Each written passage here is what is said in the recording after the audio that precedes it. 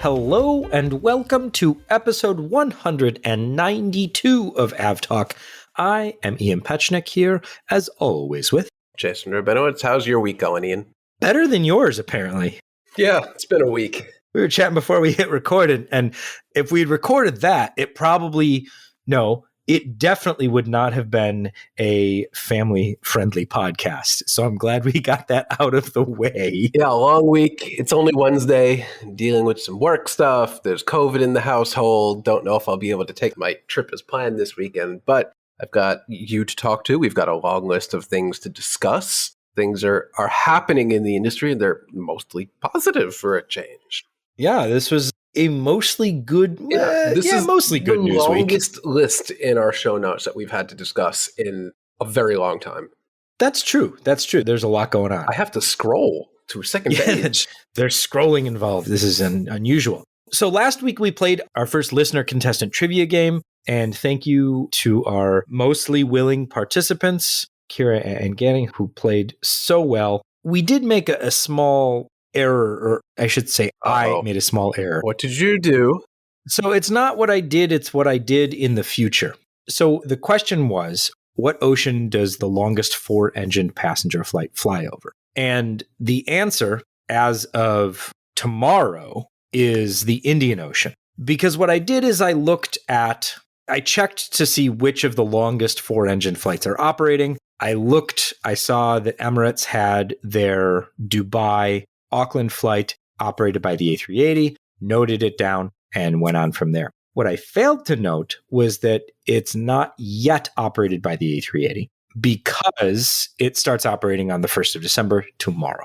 So a slight mistake there. It didn't affect the outcome of the game, so that's good. But just wanted to put that out. So the correct answer to my futuristic self, as by the time this podcast comes out, the correct answer is the Indian Ocean. But the Arctic Ocean would be the correct answer up until Friday with Emirates' Dubai, Los Angeles flight. I'm sorry. You have been warned, Ian. That is your first and only warning. Not this week, we're not going to play, but we are going to play in future weeks. I'm organizing. We've had such a tremendous response that I'm organizing a way to get everyone together so that we can make the game flow a little bit more smoothly and make sure that as many people get to play as possible. What we'll probably end up doing is having some special shows or special segments where we just have the trivia game and people can listen to those either, kind of as the back half of a normal episode or as special episodes of the podcast outside of us talking about what's happening in the commercial aviation industry and things of that nature. So that is the update on the AvTalk trivia game for the moment. Next week, Jason alluded to it, we will be in Stockholm if all goes well for Jason. And if things continue to go well for me, we will be from Stockholm episode. We'll talk with some folks in the office about some of the great things that we have coming up. There's some things that I'm really excited about. If you're a close follower of our Twitter account, you may have seen a few of those previewed if you were looking closely and thought, that's interesting. But we'll talk more about that next week, so listen for that on next week's show. And now to this week's news, which brings us to, I guess, in the end, good news that no one was seriously injured, which is very surprising given what happened. No one directly injured, though. I wonder, and I guess we'll get to this, but I wonder if the resulting power outage ended up with any injuries. I don't know. But no one on the aircraft or on the ground was injured. But Ian, what happened?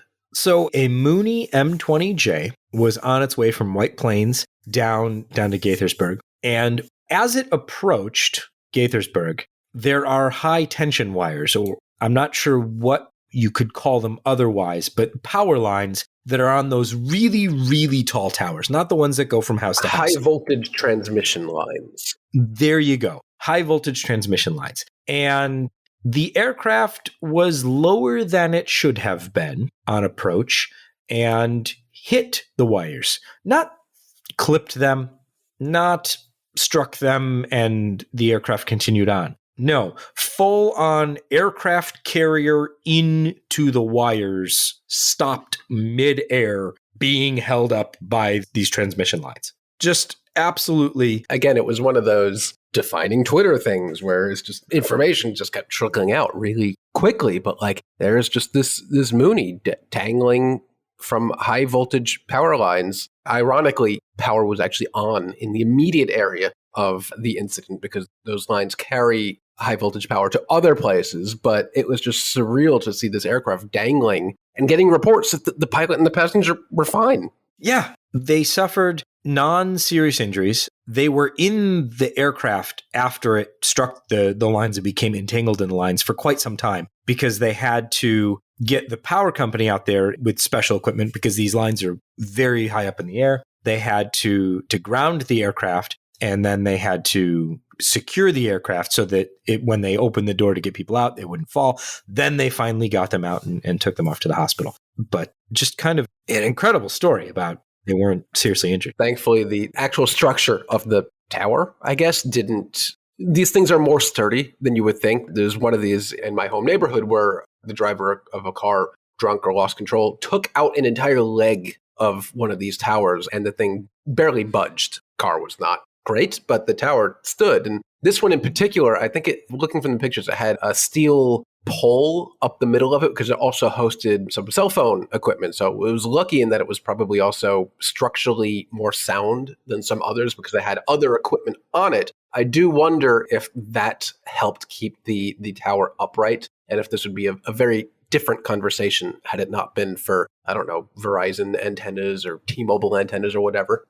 I mean, again, I'm no structural engineer, but I'd be impressed either way, whatever happened. The interesting thing here, so the pilot has not said much, I think wisely on his part, but it's clear that the aircraft was flying too low on approach to the airport, which is like the final approach is not far, or the aircraft was not far from the end of the runway. These transmission lines are relatively close to the airport, but the pilot was obviously flying too low. The ADS-B data that we have says they were flying at 1,100 feet. Now, we have to remember that 1,100 feet to ADS-B data is not 1,100 feet above the ground. That's 1,100 feet above mean sea level at standard pressure. So to get to the above ground level altitude for the aircraft, you have to correct standard pressure into local pressure. Then you have to understand the elevation of the ground where the aircraft is flying. And then you have the altitude above the ground. So correcting for that from 1,100 feet, correcting for the standard pressure at the time and the elevation of the ground, it puts the aircraft at about 200 feet above ground level, which is about where the wires are. Yeah, not great. I wonder how much the NTSB investigation will echo what you've discovered there. And did I read that air traffic control actually reached out to the pilot several times saying, hey, you're too low? I didn't see that, but I would not be surprised. I know there were questions about his intentions and what he was up to, but I would not be surprised if they did. Anyway, they were fine, I guess. They were treated for hypothermia since they were dangling in an unheated aircraft for the most of a day. Quite some time, yeah. While it was not all that warm out. But again, I can't substantiate this, but somebody on Twitter replied to me and said, this has actually happened there before. I don't know to what degree or if it was as severe as this, but makes you think. I know there were concerns that these wires and approaching this particular airport, there had been issues before, but I don't think anyone's ever gotten tangled up in them. Yeah. No one's ever attempted an aircraft carrier style landing on them. Very, very Microsoft Flight Simulator-esque. Yes. Don't do that. In this event, no. Let's move on from this and talk about what's happening in Toulouse and Munich this week. So the second Airbus summit is taking place.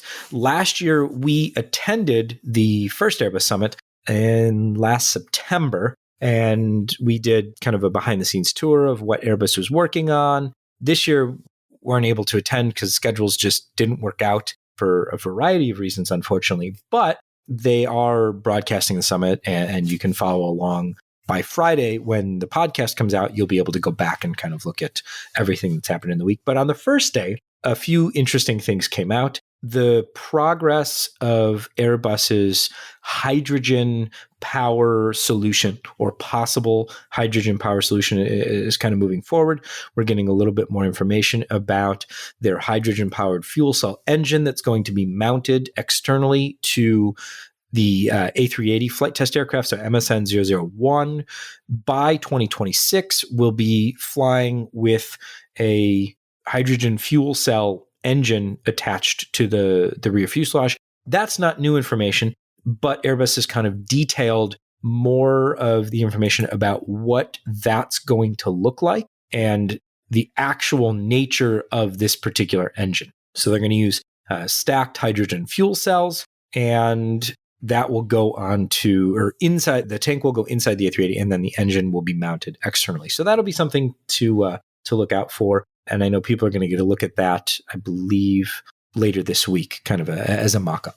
Yeah, and Airbus is still planning to flight test some of these new hydrogen engines on Airbus MSN, A380 MSN-1, I think in 2025, so a couple years from now. Very excited to see that, but a few of the highlights, the Zero-E fuel cell engine, I just said A380 MSN-1 will flight test it in actually 2026, around there. Obviously, to support this, Airbus is building the first liquid hydrogen refueling center in Toulouse by 2025. There was also some other assorted, less interesting, sustainable aviation fuel, as I put it on Twitter earlier today. Interesting that they're still looking at fuel cell rather than very cold liquid hydrogen, or is it liquid when it's very cold? No, right? It's liquid. It's liquid hydrogen, but fuel cells is different, right?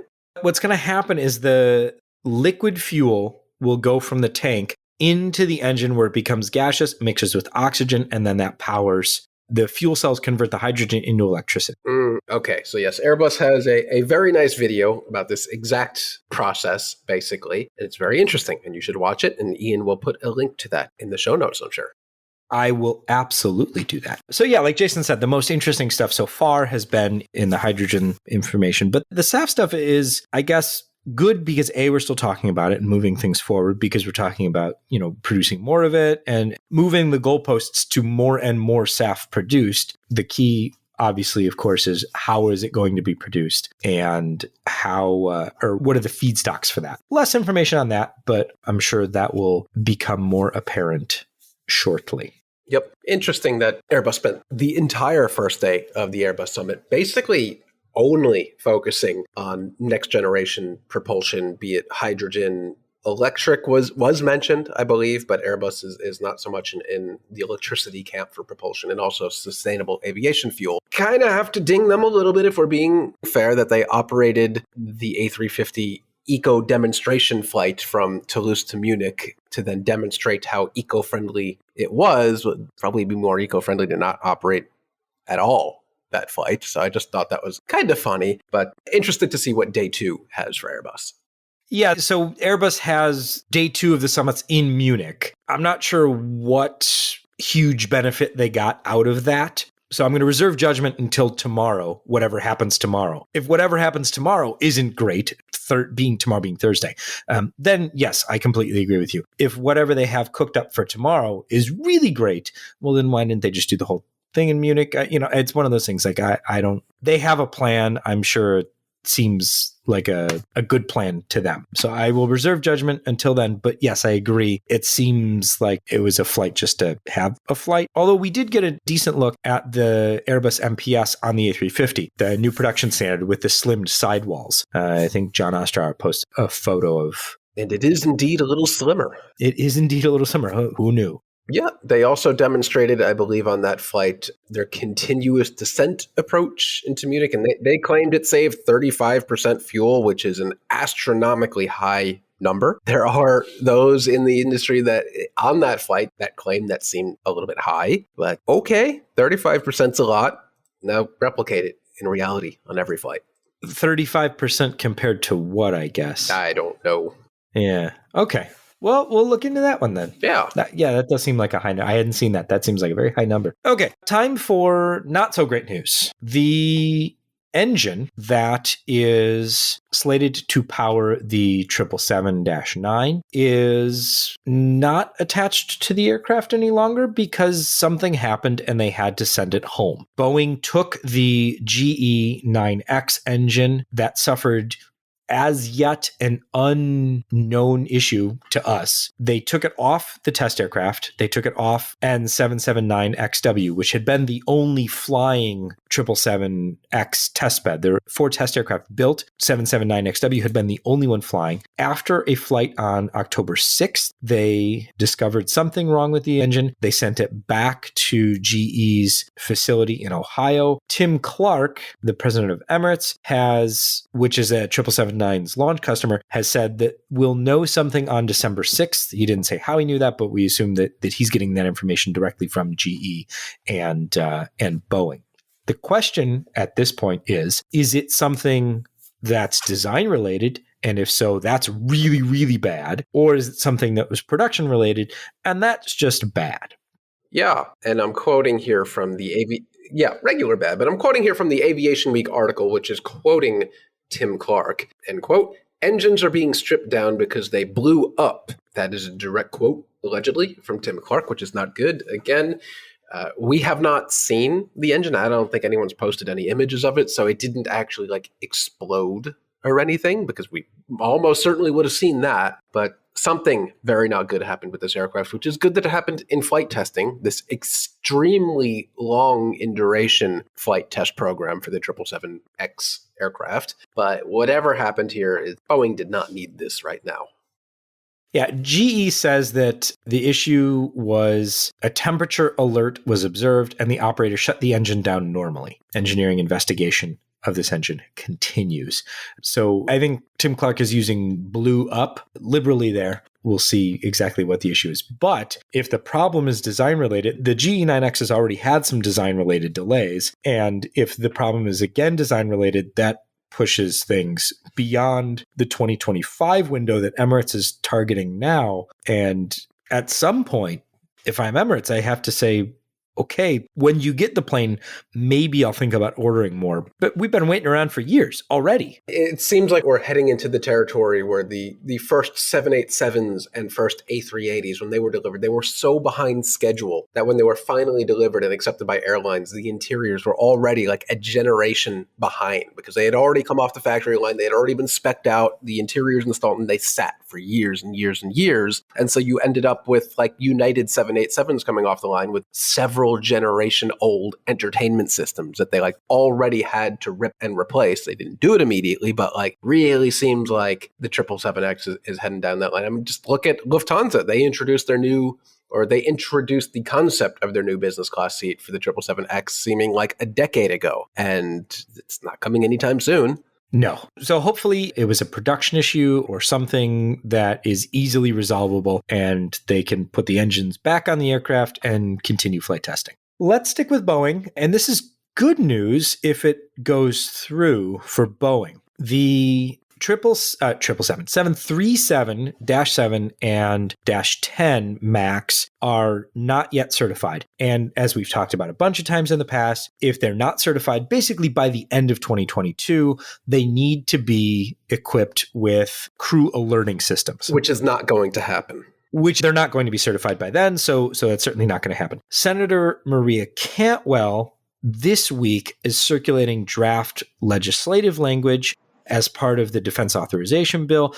that would remove that requirement from the 737-7 and 737-10 that would allow Boeing to certify them as they currently are working towards. This is something that we thought was going to happen. There was previously Senator Wicker introduced an amendment that is still alive, but doesn't seem like it's being considered much anymore. Cantwell's amendment is interesting because it includes additional provisions. It removes the timeline from the MAX 7, MAX 10 certification, but it then says that you have to include, Boeing has to retrofit every MAX 8 and MAX 9 with the technology developed for the MAX 10, which is the third angle of attack sensor, which is a software sensor that basically compares the values between the two physical sensors and says, well, if one of them disagrees, then we're going to exclude the erroneous data and go with the more logical data. And then there's also the ability to silence the stick shaker if it activates erroneously.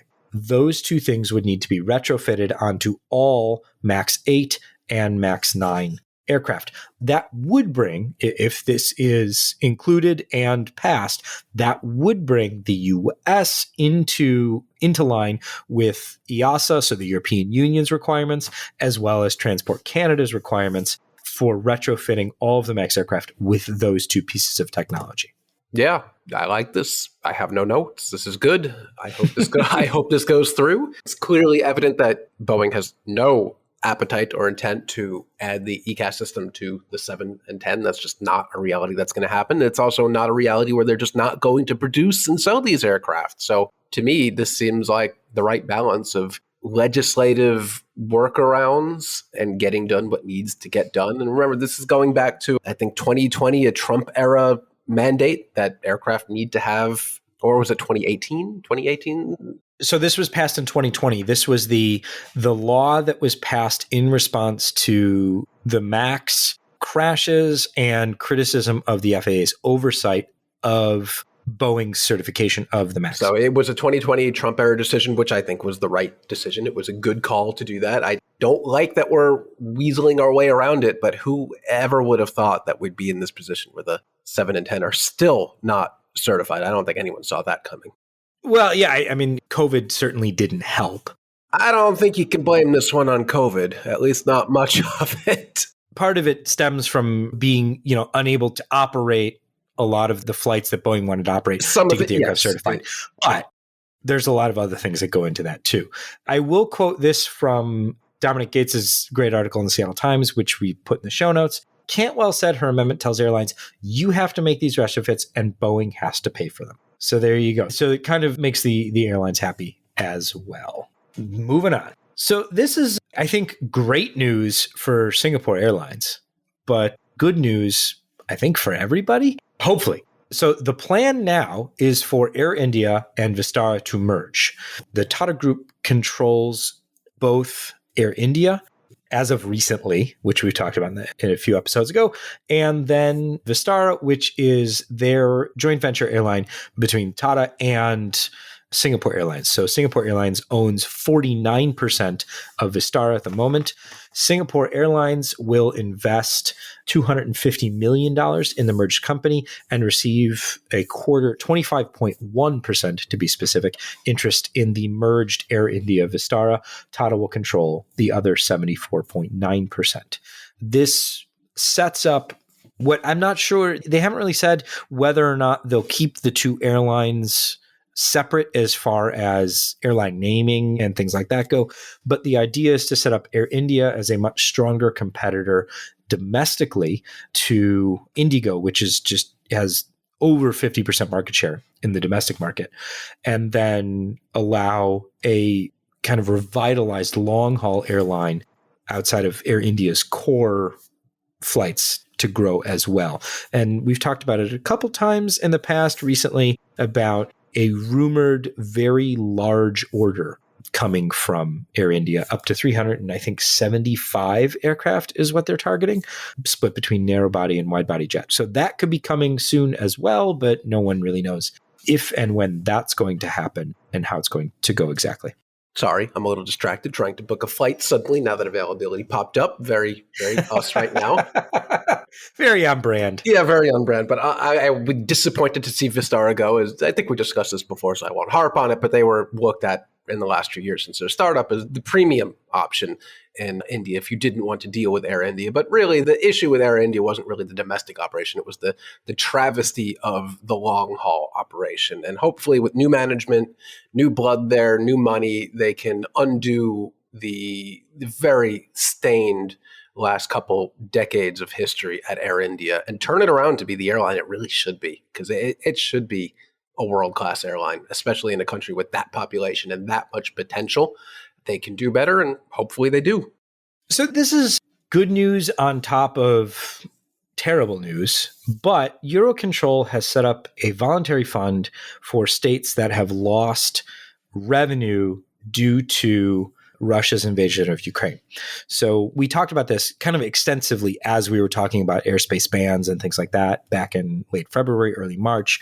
But what we're seeing now is, that revenue hit coming after 8-9 months to air navigation service providers that would normally be charging extensive fees to aircraft flying over their airspace, no longer seeing those aircraft fly over their airspace. And so Eurocontrol is setting up a fund to kind of distribute funds to air navigation service providers to kind of make up for that shortfall, as well as loans to certain ANSPs so that they can continue operating and make their budgets, because they still have to operate. They still, have, flights, and they still have to maintain safety regulations and things like that.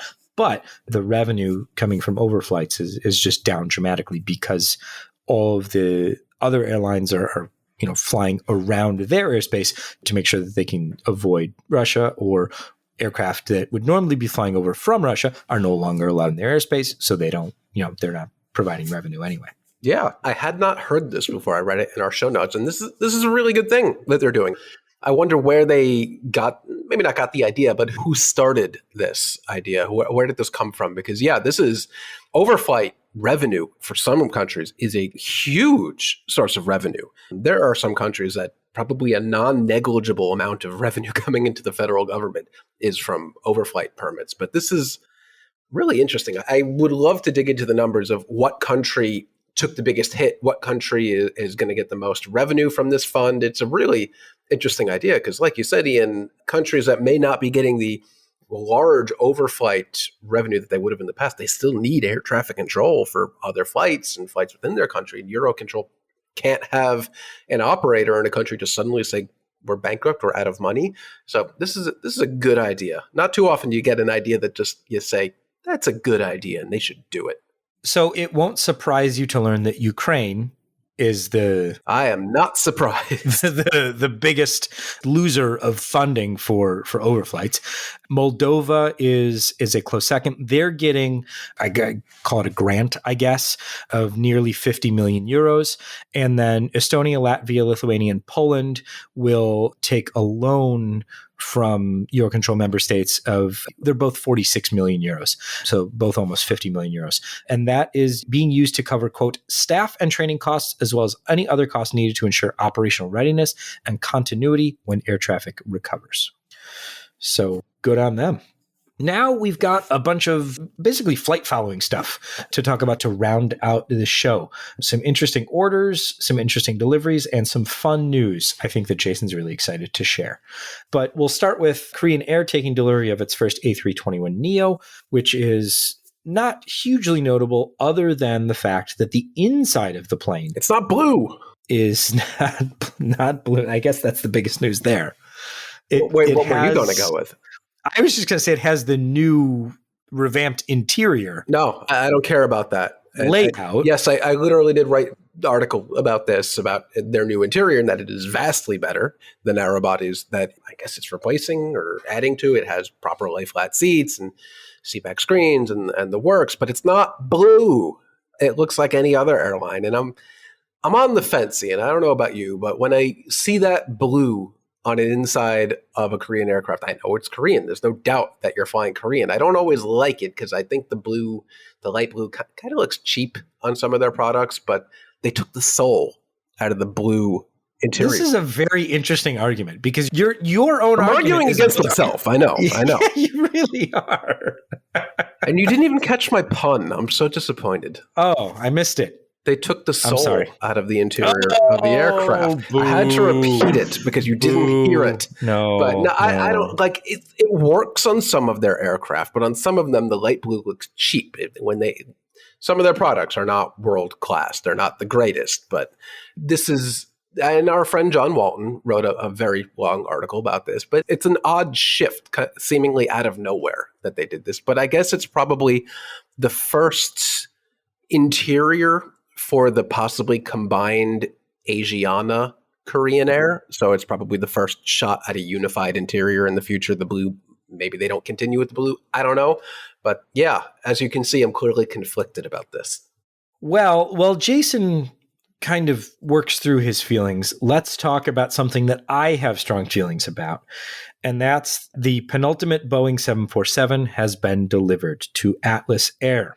But not in Atlas Air livery, right? Atlas-ish air livery. Yeah.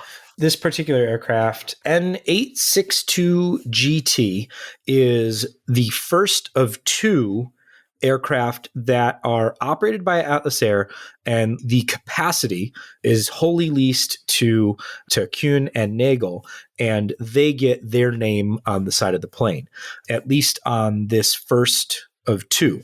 The second of two is going to be the last 747 ever produced. So I really hope that they at least have some sort of special livery acknowledging the fact that it's the last one ever. And if they don't, I'm going to be very angry. What do you put on that aircraft? I don't know. What could you possibly grace the final ever in history 747 with to really bring it home? That's a lot of I don't know, nostalgia, a lot of history to be painted on that last aircraft, but I've got a bad feeling about it. Yeah, it'll probably end up looking like any old other. If nothing has leaked by now, it's probably because there's nothing to leak. Well, they haven't painted it yet, as far as I'm aware. So the last one has not yet flown. So it's still in production. So as of right now, the 747 is still in production. But in the coming weeks, that will stop. Atlas Air also took the first 777 that it's operating for MSC Mediterranean. So that's also in an Atlas Air adjacent livery. So I guess be on the lookout for that one. Let's see what else. Oh, Comac has now in its hands the C919 production certificate. So they can make planes. That's good. They are no longer not allowed to produce the planes. They have that certificate and they can get going. The first one is now in China Eastern livery, and that is supposed to be delivered, well, by the time the podcast comes out this month. It'll be delivered in December at some point. And then we go to New York because, Jason, it turns out every airline that doesn't already fly between New York and Paris is starting New York and Paris flights next year. That's true. Maybe Norwegian will give it a shot again. But already we have JetBlue had already announced they're going to fly. That will be their next European destination, JFK to CDG, I believe. And now Norse Atlantic will fly JFK to CDG. So we're getting the good airports here. We're not even getting the other airport. Fares have absolutely bottomed out. So I don't know, I could go to Paris for cheaper than I can go to like Boston on Amtrak these days, at least off season. But it is another one of those routes that's just a bottomless pit of demand. You could put however many flights on it a day you want, and there will be people who want to book it. But at some point, the flights are going to be not quite profitable. They'll still be filling them, but they're not going to be profitable. But I guess we'll see what Norse has to say about this. They're looking a little more like Norwegian every time they announce one of these routes. And I don't actually know anyone that's flown Norse personally. I know people who flew Norwegian, but I don't know how popular they are. I think Ethan Clapper's flown Norse. Yeah, he flew like the maiden flight to JFK. That doesn't count. Okay, fine. Let's stick with JFK because SAS is going to fly the A321LR from JFK beginning in January. Okay. And I'm not sure why. Well, yeah, it's a head scratcher. It had me scratching my head for a while there. SAS, but you figured it out. Yeah, well, no, but SAS is one of those Newark airlines, and, well, I should be flying them in a couple days. I have to go all the way to Newark. I don't like going all the way to Newark. I'd rather go to JFK. But JFK is one of those slot-controlled airports, so you can't just pop into JFK and say, I'm here, give me a gate. So the flights are quite late. Like, I think in the summer they operate out of JFK almost at midnight. So they're not exactly well-timed. It's on a narrow body, which is fine on the shorter transatlantic flights to, like, Ireland and maybe the UK, but all the way to the SAS's hubs in the Nordic region. That's quite far for a 321, but I guess they did it back in the day with like 737s out of Boston. Do you remember that? Oh, yeah. But wasn't that the all business class It configuration? was mostly business. There was some economy on it. Oh, right. Some of Okay. the time. Some of the time. It wasn't always like that. But yeah, so there is precedent for this. But for JFK, I guess they want people from Long Island or the boroughs of Long Island. So I kind of get it. But for an airline that's like coming out of bankruptcy, can't seem to get airline pricing right, like they're always too damn cheap. This seems like an odd focus. I'd imagine that they could use that 321 LR to do something like farther down into the sun destinations of Europe. But I guess that they think they can eke more profit at JFK. And if they want to give us more service, sure, I'll take it. All right. But they're operating at a T7, and T7 doesn't have, a long life left, and we'll get to that in a minute, I guess. But well, let's get to it. Let's go now. right into that. Tell me more about T7. I added this at the last minute, but JFK T7 was British Airways' home for decades and decades. It was the British Airways terminal, their home away from home. Probably, it was a historic terminal in the regard that British Airways went through many phases of the modern aviation industry at that terminal. So they introduced the 747 there, the Concorde, the A318. It's all the birth of airline alliances. And now British Airways has, by the time this podcast comes out, fully moved from T7 into T8, Americans' bustling one world hub at JFK, along with Iberia will be moving over, JAL will move over next year. So that just all came out this week. But it's the end of a very long, very historic era for British Airways at JFK T7. And I'm happy to see them get a new home that isn't a terrible old terminal, but it makes room for others like SAS to come on in. Yeah, I will miss the nostalgia, but I'm not sure I'll miss T7. No. So by far the largest carrier there now is, I guess, Alaska Airlines, who doesn't have a very large presence there to begin with. So it's kind of like a zombie terminal, which T1 kind of also is or used to be, but T7 is now the zombie terminal, where if you don't have a home in another terminal, you just kind of end up there. It's going to be weird not having British Airways there. I don't know what they're going to do with their huge lounge space. Maybe I can rent part of it out for an apartment. I don't know. There you go. They're not doing anything else with it. All right. Closing out, we've got an E195 E2 order, 5 firm orders. And I mention this only because the undisclosed customer is an airline with exciting new plans for future growth. Wow. All right. Wow. Yeah. Not much to go on. I hate these press releases where they don't tell you who the airline is. They don't even tell you the region that this airline is based in. But all we know is some airline with exciting new plans for future growth wants 5 E195 is going to buy airplanes. That's great for them. And then the last bit of news is, I think, Jason's favorite. He's been bugging me for months. Like, when is this going to happen? I didn't forget about it for 9 months or anything. Nope. Yeah, no. So what is going on with this particular plane, Jason? T-Fish, or more precisely, TF-ISH, which spells out T-Fish, which is funny for a moment. We'll get into that in a moment. But Icelandair Cargo's first 767 converted freighter, I believe. We knew it was coming for months now. We saw it go into the shop. Now we see it come out of the shop in full new Icelandair livery. This one in flamin' hot pink livery, I guess you would call it. I don't know. They moved to this new livery where they have a bunch of different colors. And this one, Icelandair, is an Icelandair blue, and Cargo and the, racing stripe, whatever, on the tail is like hot pink. So it's like what they did is they took the 4-pack of highlighters that you can get like on the school supply list. That's it. And they just went, okay, well, paint that color on the tail and it'll be fine. Yeah. And I just noticed a little rainbow coming out of the aircraft on this first picture we're getting. But yeah, interesting. TFISH, T-Fish. And if you're not getting the joke, it's because Icelandair Cargo probably mostly just moves fish around from place to place. I assume fish and sweaters. Fish and sweaters, the primary exports of Iceland. But good on them for having some humor on the registrations. Not quite as humorous as the old WowAir ones were. Do you remember that? Those were good. Those were good. Those are gone. But T-Fish out delivering fish to an airport near you soon. There you go. Before we go, if you listen to the podcast on a regular basis, you may or may not know that we also have a corresponding YouTube channel where there's some great stuff. And this week's video that just came out that our colleague Gabriel Lee was fortunate enough to put together is the North Pole route that Finnair has been flying from Tokyo to Helsinki over the North Pole, and he was granted access to the flight deck to film that particular flight. And the video that he has produced is just really, really great. So if you have a chance, head over to our YouTube channel, click the link in the show notes, and watch that particular video, especially because I thoroughly enjoyed it. And I'm not jealous at all that he got to do that. No, sir. That's not coming through at all. But it is a really great video, and you should check it out. So until next week, when hopefully both Jason and I are in Stockholm together, this has been episode 192 of AvTalk. I am Ian Petchnick, here as always with Jason Rabinowitz. Thanks for listening.